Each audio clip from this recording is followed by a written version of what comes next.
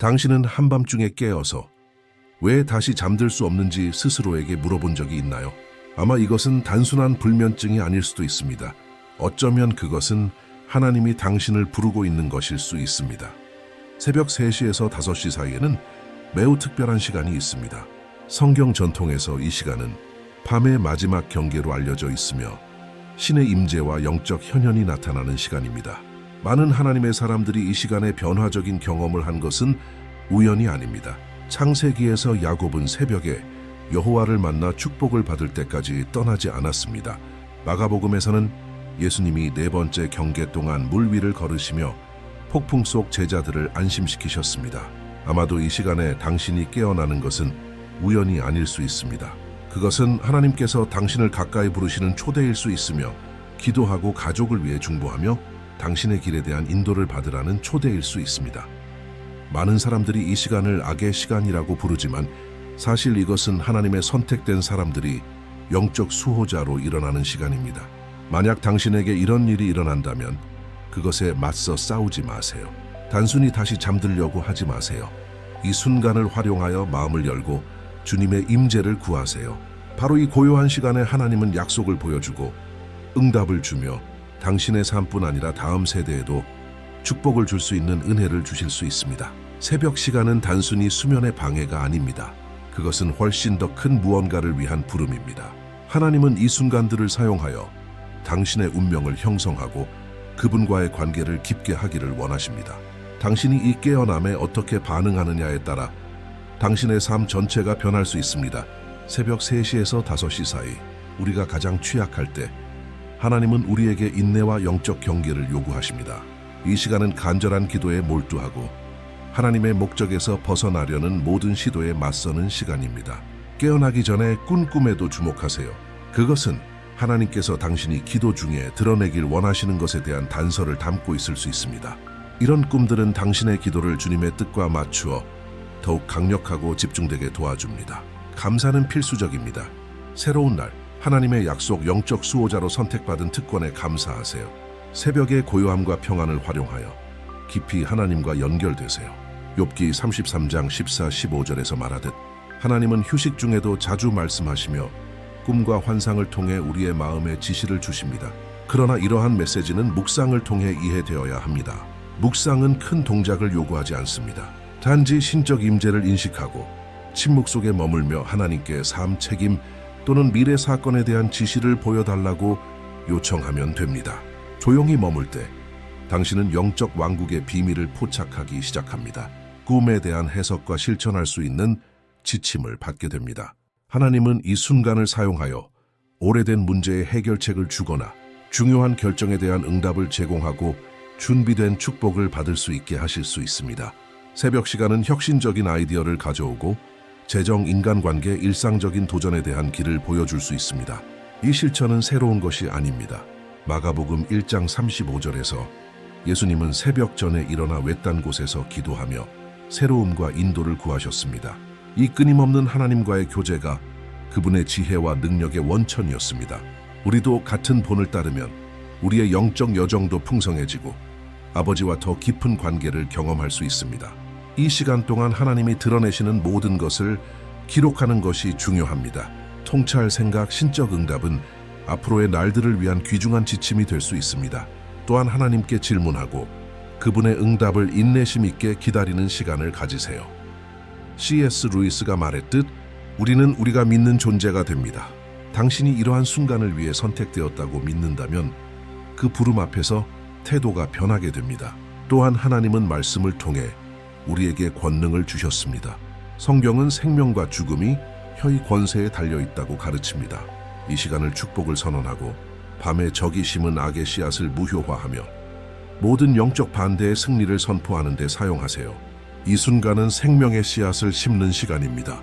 성경을 기반으로 예언적 선언을 하여 하루를 형성하고 삶을 하나님의 계획에 맞추세요.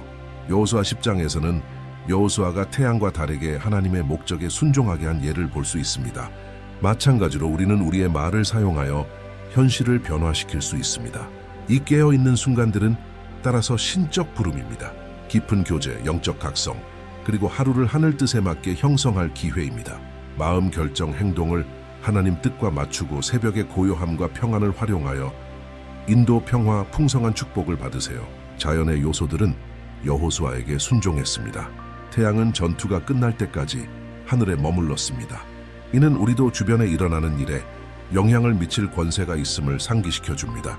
예상치 못한 비가 계획을 방해할 수 있지만 기도와 믿음의 선언으로 사건의 흐름을 바꿀 수 있습니다. 엘리야의 예를 기억하세요. 그는 3년 반 동안 비를 멈췄습니다. 우리의 말은 힘이 있습니다. 하나님은 자녀들이 믿음으로 선포하는 것을 존중하십니다. 이 교제의 순간을 충만히 살기 위해서는 영적 연결을 유지하는 것이 필수적입니다. 하나님을 존중하는 삶은 죄가 지배할 수 없습니다. 죄는 우리의 영을 약화시키고 신적 신호를 인식하는 것을 방해합니다. 영이 약할 때 하나님의 손길을 느끼기 어렵습니다.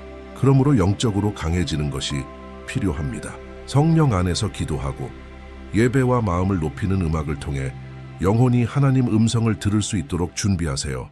집에서도 차 안에서도 일상에서도 가능합니다. C.S. 루이스는 새로운 목표를 세우거나 새로운 꿈을 꾸기에 늦은 때는 없다고 말했습니다. 이 특별한 시간을 활용하여 영적 목표를 세우고 주님께 당신의 영적 귀를 열어주셔서 그분의 음성을 인식할 수 있게 해달라고 기도하세요. 사무엘은 하나님께서 자신에게 말씀하신다는 것을 이해하기 위해 엘리의 인도가 필요했습니다. 듣는 법을 배운 후 사무엘은 온 이스라엘을 변화시킨 계시를 받았습니다. 그와 마찬가지로 우리도 하나님께서 우리에게 말씀하시는 독특한 방식을 식별하는 법을 배워야 합니다. 그분의 음성, 성경 혹은 꿈을 통해서일 수 있습니다. 깨어있는 이 순간 동안 하나님께서 마음속에 두신 말씀과 지시를 주에 깊게 살피세요. 그것들은 하나님의 뜻을 분별하고 삶을 신적 목적에 맞추는 데 필수적입니다.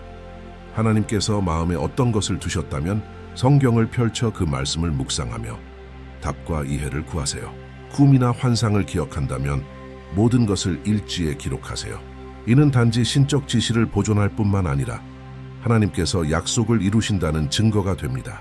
도전이 닥쳤을 때 이 기록은 하나님께서 모든 상황 속에서 보여주신 돌보심과 신실함을 상기시켜 줄 것입니다.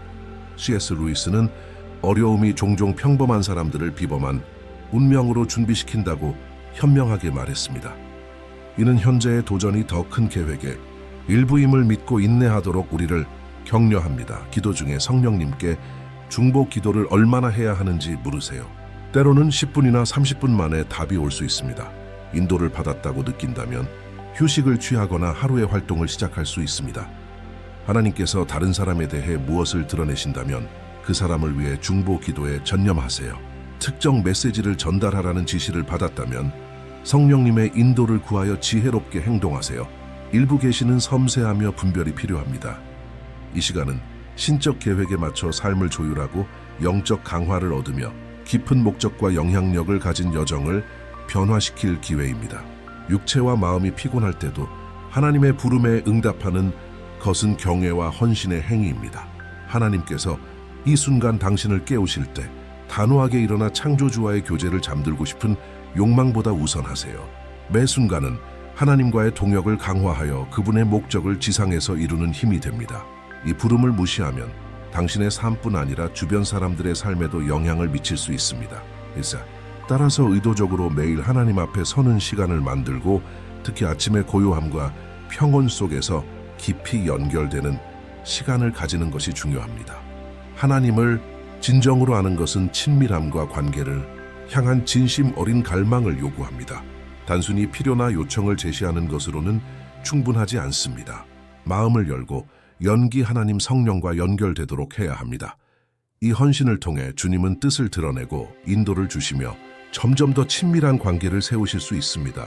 다음에 하나님께서 당신을 깨우실 때 그 순간을 활용하여 듣고 대화하며 신앙과 약속에 대한 신뢰의 기반을 구축하세요. 아버지, 제 삶에서 행하신 모든 일에 감사하는 마음으로 주님 앞에 나아갑니다.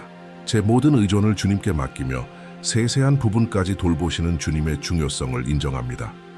지금까지 저를 지켜주시고 주님의 뜻을 나누어 주셔서 감사합니다.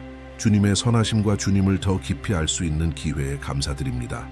주님, 제 마음을 살펴주시고 주님을 기쁘시게 하지 못한 모든 것을 용서해 주세요. 제 마음과 생각을 새롭게 하시고 주님의 길을 따라 살 수 있는 힘을 주세요. 성령님, 제가 주님과 함께하는 순간들을 소중히 여기도록 가르쳐 주세요. 특히 주님께서 제 영을 깨우셔서 주님 임재 안에 있도록 하시는 순간들을 소중히 여기게 해주세요. 주님의 음성을 분별하고 가장 미세한 지식까지도 인식할 수 있게 도와주세요. 예수님, 모든 것을 주님 손에 맡기며 주님 임재에서 멀어지게 하는 모든 것을 제거하도록 도와주세요. 주님을 의식하며 살아가고 매일 더 깊은 관계를 추구하게 해주세요. 주님, 제 발걸음을 인도하시고 믿음을 강화해 주세요. 주님의 뜻에 따라 중보하며 목적 있는 기도를 하고 응답을 볼 때까지 포기하지 않게 해주세요. 제가 말하는 모든 말이 주님의 뜻을 반영하게 하시고 주님께서 제 삶에 두신 사람들의 필요에 민감하게 반응하게 해주세요. 주님의 은혜로 제게와 제 가족에게 대적하는 모든 적의 행동이 좌절되도록 선언합니다. 제가 사랑하는 모든 사람과 제 손에 맡겨진 일들에 대한 보호와 은혜를 위해 기도합니다. 성령님, 주님의 임재에 더욱 민감하도록 저를 이끌고 강하게 하세요. 도움을 받아 모든 일에서 주님께서 돌보신다는 것을 신뢰합니다. 예수님의 이름으로 기도합니다. 아멘. 더티 메시지가 마음에 와닿았다면 채널에 가입하여 당신의 삶을 세우고 하나님과의 여정을 강화할 더 많은 말씀을 받아보세요. 좋아요를 누르고 공유하여 다른 사람들도 축복받을 수 있도록 하세요.